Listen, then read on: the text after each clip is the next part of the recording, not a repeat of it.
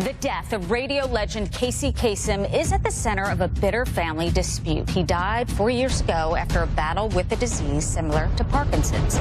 The feud between Kasem's widow and his grown children started before his death. Now each side is accusing the other one of murder. Listen to this from CBS.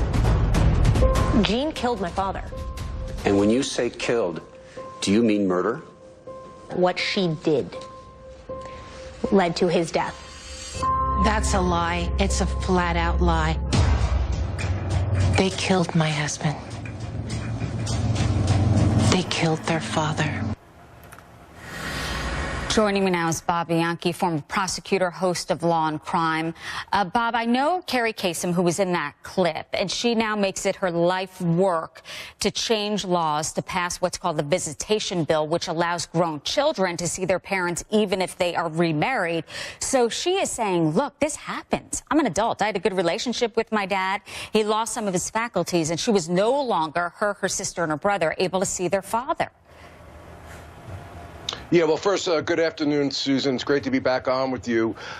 This is really a sordid tale, and it's not unusual, believe it or not, especially when there's money involved. But essentially, what she's trying to do is to say, we have a right as a child to not have our father taken away and holed up. Right. And at one point, she tried so hard to get to see her dad that they actually staged a protest out in front of his wife's house. And the wife actually came out and threw meat at them, saying that they were like dogs because they were just trying to go see their father. But these problems extend far beyond this. Each one is accusing the other one of committing murder.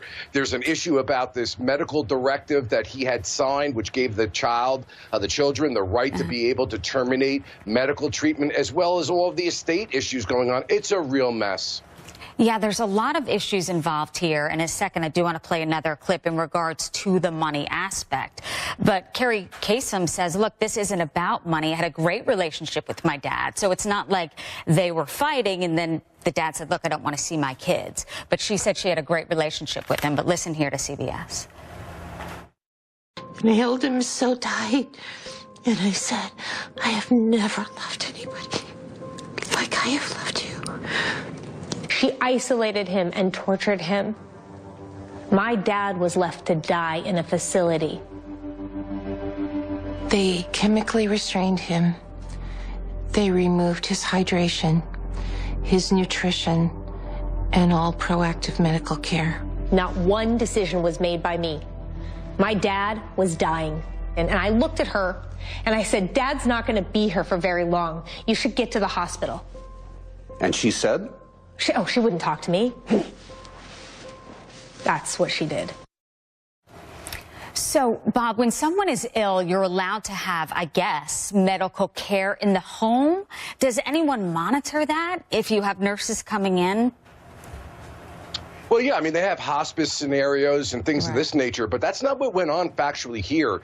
He was in a nursing home kind of treatment facility, and the wife had taken him out and removed him to the house, and she did that against medical advice. In fact, there was an investigation done as to elder care abuse that was happening because independent people outside the family, doctors were concerned about what the wife had done by removing him. What the children were able to do was essentially they wound up in court where he had an advanced medical directive. The kids were responsible for, making sure that that was done, and they took him off the life support consistent with the details of that directive. So the allegation that the kids killed the father is completely, in my mind, based on the facts, bogus. Yeah, bogus as well. Bob Bianchi, thank you. Appreciate that report. Appreciate talking to you.